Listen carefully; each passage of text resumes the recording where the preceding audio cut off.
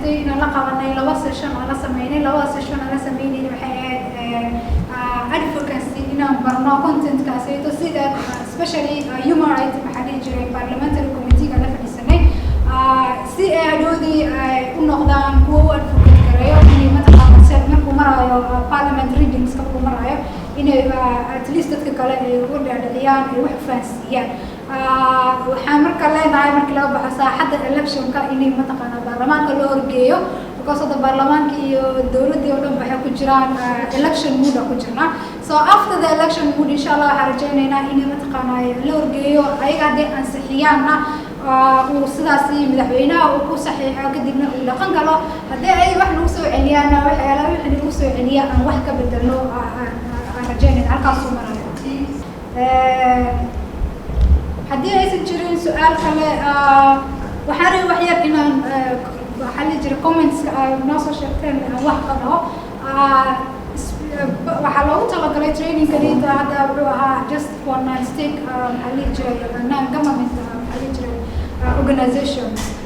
sababtana waxaa waaye in ayagaba at least aan engage garayno so that because we know these non-governmental organizations ayaga naftirkooda trainingna badan bay qabtaan ina ayaga naftirkooda ay ku include garayaan daya maxaa la jiray plan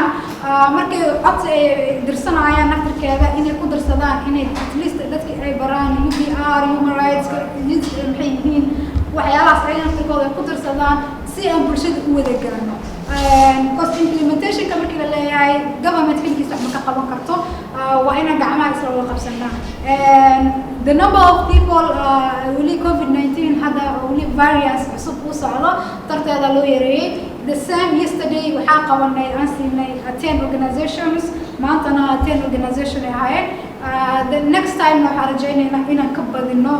maxaa la jiray kii kale project dhan waxaa soo socda iyadana capacity building badana u badnaan doono laakiin under human rights hadday noqoto maxaa la jiray UPR-ka human rights basic maxaa la jiray convention yaasha oo kala duwan oo each laga yaabaa in mataqaanaa goonigeeda workshop gooni looga qabto it is underway iyadana waa lagu soo invite garayn doonaa so recommendation anoo qabtaan insha Allah will include in the report so that wax looga qabto waa ku mahadsantihiin sida fiican oo nooga soo qayb gashay sida fiican oo nooga qayb qaadateen sida fiican oo mataqaanaa noogu soo darteen ra'yigiina noogu soo dhiibateen fikradiina noogu soo dhiibateen sidaan wax uga qaban lahayn talo bixinta ka soo baxday mataqaanaa xilli caalamiyaadkana aad mataqaanaa work plan-ka quruxda badan aad soo dejisay insha Allah iyadana waan ku dabaqi doonaa activity-yaasha halkaas noogu soo sheegteen insha Allah waxaan rajaynaynaa inaan badankooda wax ka qabno 4 sano soo socota intaan la gaarin next UPR kan ma noqon doono trainingkii ugu dambeeyay kuwa badan oo idin siin doona intaasi waxaan idin leeyahay waa mahadsantihiin We really appreciate, Madam, the way your understanding capability of your universal breed review. I got month I will receive and I've learned a lot.